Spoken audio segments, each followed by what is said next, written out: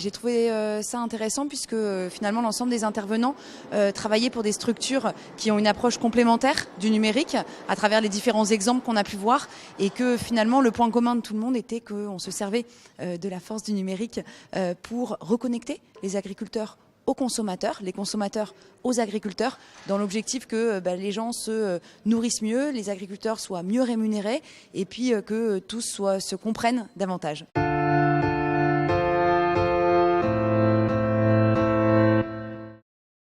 Nous, Mimosa, on a la conviction déjà que l'agriculture, elle est au cœur des grands enjeux du XXIe siècle. Quand on parle de climat, d'environnement, d'énergie, d'alimentation, de santé, finalement, la solution de ces grands enjeux, c'est l'agriculture.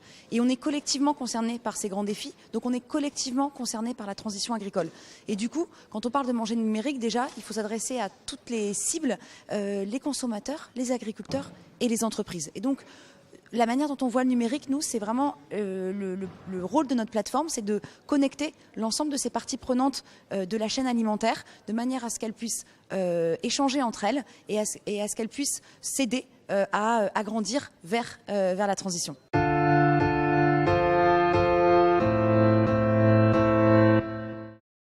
Nous, on n'invente rien, Mimosa.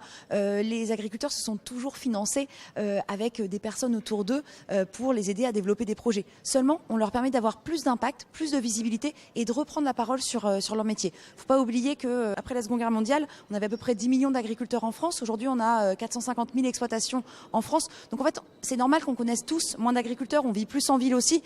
Et donc, il y a une nécessité que les agriculteurs puissent reprendre la parole et le numérique leur permet de faire ça et ça n'empêche pas les gens, effectivement, une fois qu'ils ont financé un projet par exemple à travers la plateforme Mimosa, d'aller sur place récupérer leur contrepartie, d'aller à l'apéro des contributeurs organisés par l'agriculteur et donc de se rendre sur l'exploitation et de voir de plus près le métier.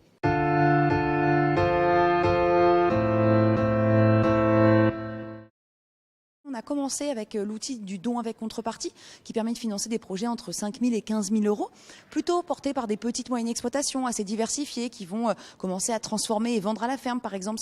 C'est l'exemple qu'on a eu dans le reportage. Et puis, on a lancé d'autres outils, notamment le prêt rémunéré qui permet de financer jusqu'à 3 millions d'euros des projets de plus grande ambition. Et c'était important pour nous parce que ça permet aussi d'accompagner la transition, à la fois, par exemple, la transition agroécologique, la conversion au bio et la production d'énergie à la ferme, notamment via les projets de méthanisation qui ont besoin de ces sommes-là.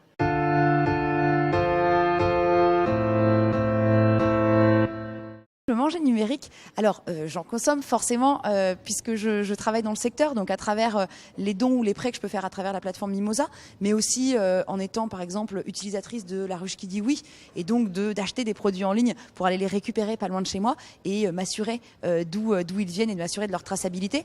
Donc le manger numérique, c'est un peu ça, c'est de reconnecter et de réconcilier, de redonner de la confiance au consommateur vis-à-vis de son alimentation et puis de lui permettre d'aller à la rencontre des personnes qui nous nourrissent, des agriculteurs et des agricultrices.